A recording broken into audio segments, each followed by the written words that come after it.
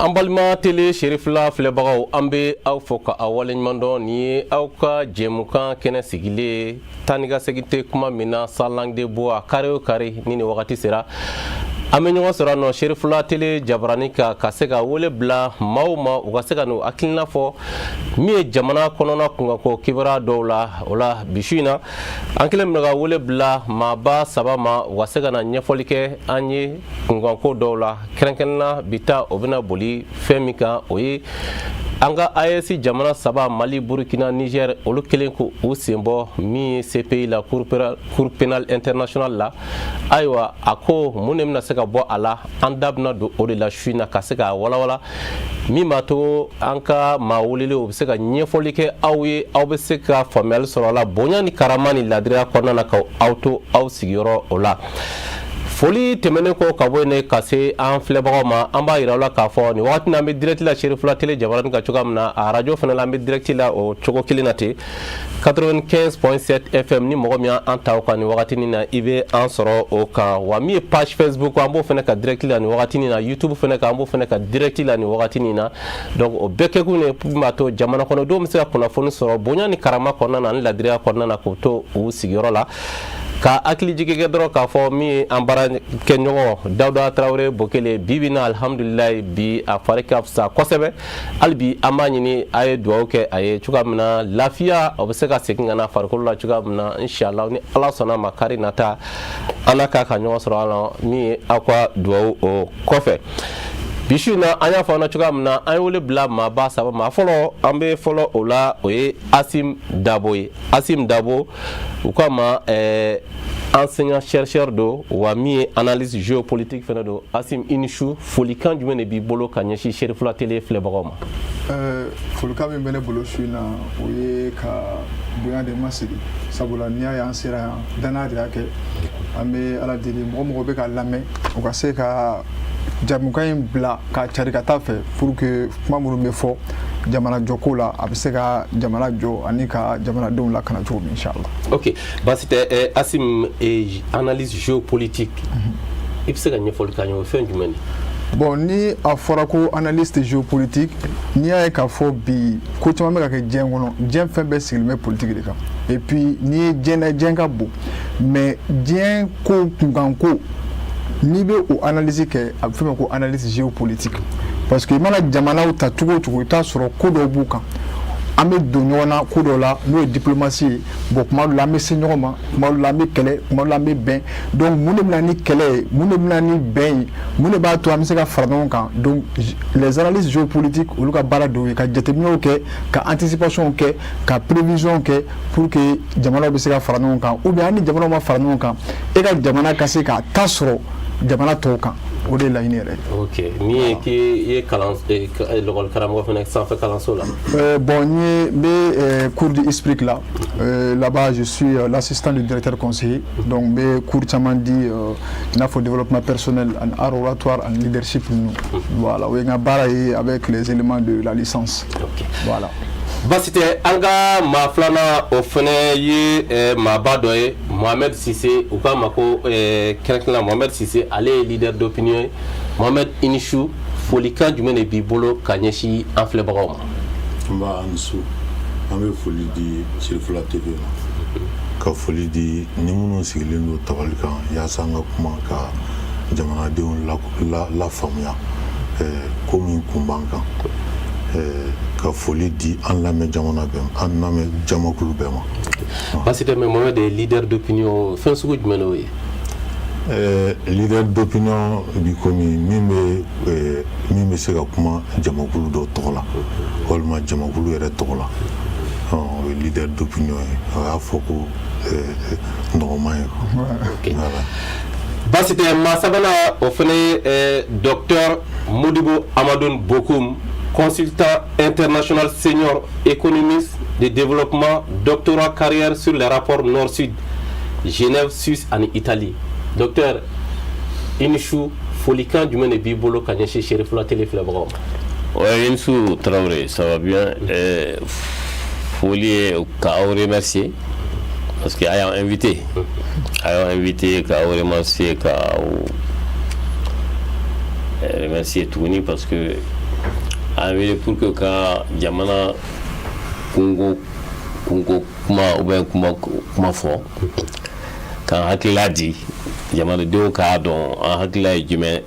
an hakilila ye mun ye nin question in na donc an b'aw remercier kosɛbɛ c'est la première fois que a bɛ anw invité an b'aw remercier. Ok, bah c'était docteur et consultant international senior économiste de développement, doctorat Bibolo sur les rapports Nord-Sud. Donc, il s'est gagné pour le Jumani, fin Jumani. Donc, Genève, Suisse, Italie. Consultant international. Bon, consultant et. Moi, j'ai terminé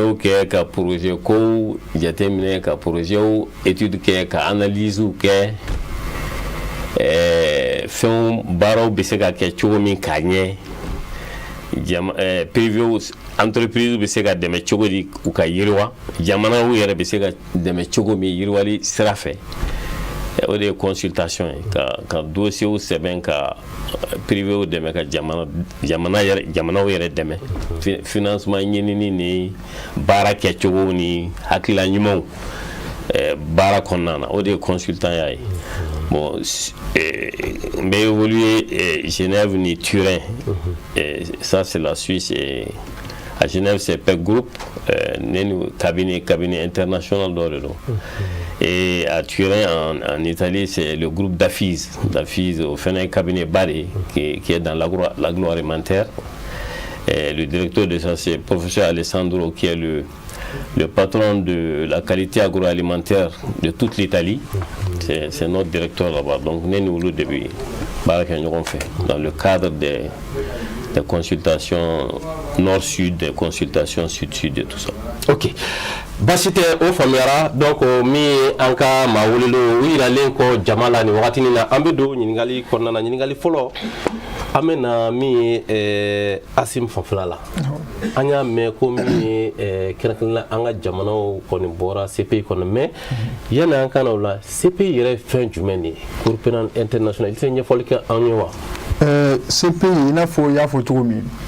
o ye Cour pénale internationale. C'est-à-dire il mana n'a fɔra ko Cour pénale déjà o ye yɔrɔ de mɔgɔw bɛ juger yɔrɔ min mɔgɔw bɛ juger yɔrɔ min ka da u ye min kɛ ani ko caman mais international bɛ d'a kan pour dire que farafinna dɔrɔn tɛ c'est-à-dire diɲɛ de don maintenant n'a fɔra ko farafinna dɔrɔn tɛ ni international dara kan a bɛ se ka kɛ mɔgɔ dɔw tɛna fɛn dɔw faamu n bɛ dɔɔni ɲɛfɔ o la international b'a kan mais jamanaba dɔw bɛ diɲɛ kɔnɔ diɲɛ kow tɛ taga minnu kɔ mais olu caman bɛ olu t'a la donc international do parce que diɲɛ jamana caman b'a kɔnɔ mais planétaire tɛ ka kɛ i n'a fɔ diɲɛ jamana bɛɛ b'a kɔnɔ i y'a faamu donc o ye yɔrɔ de ye yɔrɔ min ni mɔgɔ dɔw ka jugement bɛ kɛ yen normalement fɛn fɛn b'a kɔnɔ ni ko kɛra o jamana kɔnɔ mɔgɔ dɔw fɛ min tɛ bɛn i kan ka se ka taa yen ka juger i n'a fɔ min kɛra Laurent Gbagbo la mais Laurent Gbagbo t'a fɔ parce que mɔgɔw y'o suit kosɛbɛ o ye farafin ye normalement farafin dɔrɔn man ka juger n'i kɔni b'a kɔnɔ et que ye ko dɔ kɛ min tɛ bɛn hali ni ye chef d'état ye i kan ka se ka taa yen ka juger diɲɛ bɛɛ k'i ye o de Cour pénale internationale ye voilà. Basi tɛ Mohamed e fana bɛ se ka mun de fara min ye Dabo ta kan Cour pénale internationale kiiribɔ sugu jumɛn de don. Pour ka Dabo ta dafa parce que olu y'a ɲɛdɔnbagabaw ye mais ne fana bɛ min dɔn a la o ye k'a fɔ diɲɛ jamana minnu sɔnna ka fara ɲɔgɔn kan ko sariya kɔnɔ ka hakɛ di jamana bɛɛ ma i jamanaba i jamana fitini farafin farajɛ ni min ka dankarila mɔgɔ min ka hakɛ la mɔgɔ ka sɔrɔ min bɛ se ka olu ka hakɛ fɔ ni jamana min binna jamana wɛrɛ kan o ka se ka fɔ ni jamanakuntigi ou bien ɲɛmɔgɔ dɔw binna jamanadenw kan o ka se ka fɔ fɛn fɛn bɛ yen jamanaw kɔnɔ ni jamanaw kelen-kelenna tɛ se k'a ɲɛnabɔ o bɛ wele bila o CPI ma CPI min na a bɛ o baara kɛ a y'a fɔ cogo min na mɔgɔ caman tɛmɛna yen Laurent Gbagbo b'a la Yougoslavie mɔgɔ dɔw b'a la a y'a fɔ fana ko jamana bɛɛ ma sɔn jamana minnu sɔnna anw b'o kɔnɔ mais jamana dɔw ma sɔn min ye États-Unis olu ma sɔn donc n b'a dɔn k'a fɔ a ko daminɛna 1998 ka taa kun cɛ 2002 ni bi cɛ CPI bɛ yen donc an bɛna se ka don a tɔ kɔnɔna la. Ok, basi tɛ donc Bokoum e fana bɛ se ka farankan jumɛn fara ni tɔw ta kan CPI fɛn sugu jumɛn don e ka yeta la. Bon, CPI tubabukan na Cour pénale internationale ninnu y'a fɔ cogo min jɛkulu de don tribunal dɔ de don tribunal bon d'abord y'a fɔ cogo min diɲɛ pays bɛɛ t'a la n'a ka di pays mun ye o bɛ don a jɛ a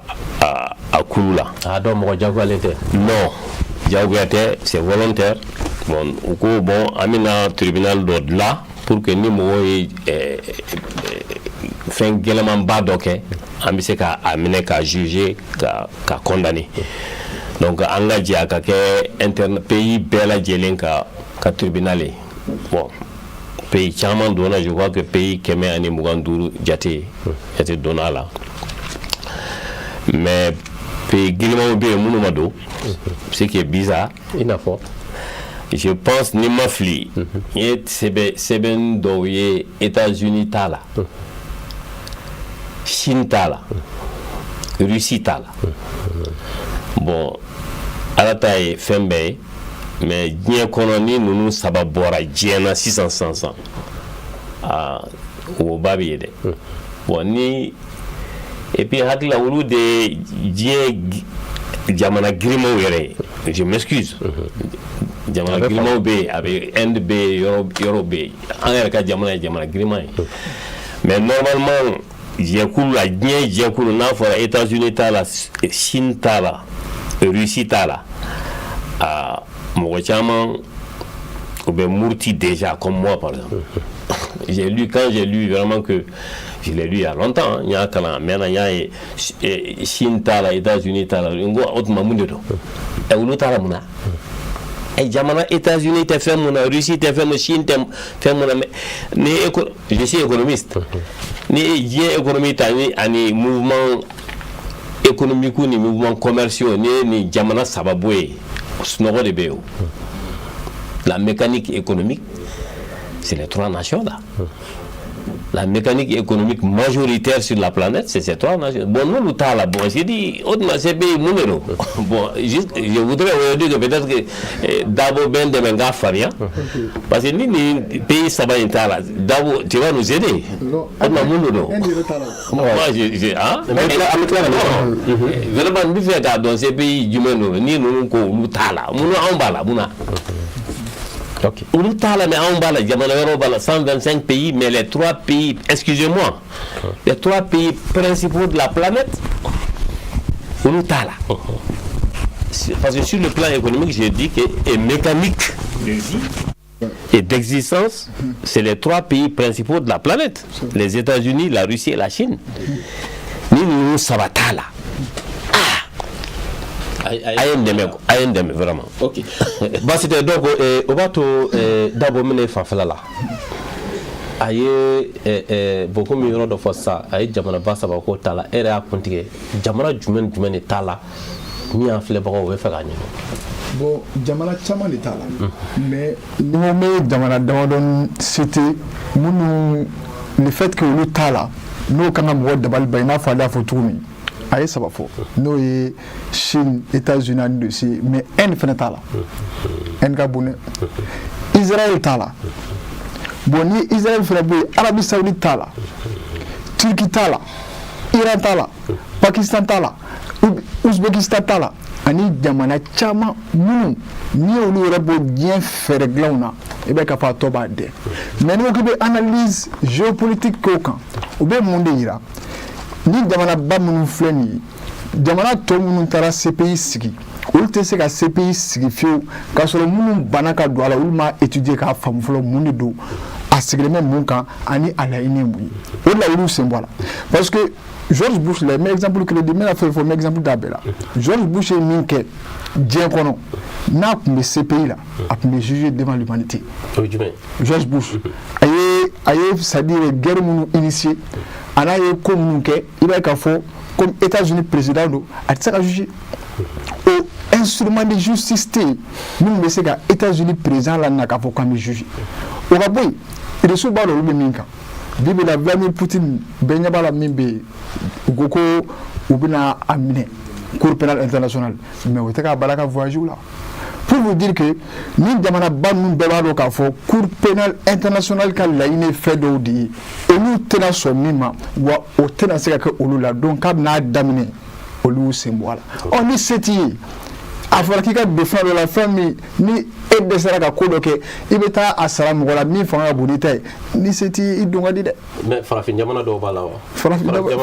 farafin jamana caman b'a la. dɔw bɛ minnu t'a la. dɔw bɛ minnu t'a la mais olu ka bɔli o fɛnɛ dara kun dɔw de kan i n'a fɔ Mali ta nana min na bi o dɔ ye Burundi ye mais an bɛna o jamana damadɔ ninnu na mun y'a to u bɔra la a cause n'a conséquence k'o fɔ pour que AES mɔgɔw bɛ se ka conseil sɔrɔ a kɔnɔ sinon Burundi t'a la. ok parce que o yɛrɛ bɛ permettre n bɛ ɲininkali tugu o la teliya la kun jumɛn de la Mali Burkina ani Niger olu y'a ɲini k'u bɔ a la e ka ye t'a la. ne ka ye t'a la ni jamana saba bɛɛ lajɛlen de y'a jateminɛ k'a fɔ olu ka jateminɛ dɛ ne ka jateminɛ tɛ olu y'a jateminɛ k'a fɔ CPI ka jugement caman kɛra n'i y'a ta pourcentage la i bɛ se k'a fɔ 97% o ye jugement minnu kɛ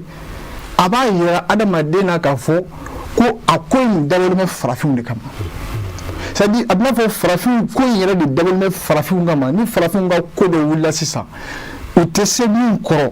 u bɛna obligé ka taga CPI de la ka taa ɲɛfɔ pour que tubabuw k'a lajɛ ɲɔgɔn fɛ ani farafinw an bɛ se k'a ɲɛnabɔ cogo di donc ni jamana saba in y'a ye k'a fɔ instrument de don instrument politique de don pour que ka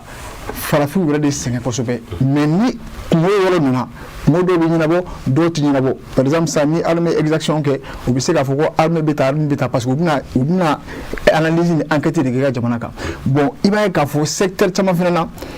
hali n'a kɛra dialogue affaire ni fɛn ninnu ye CPI bɛ se ka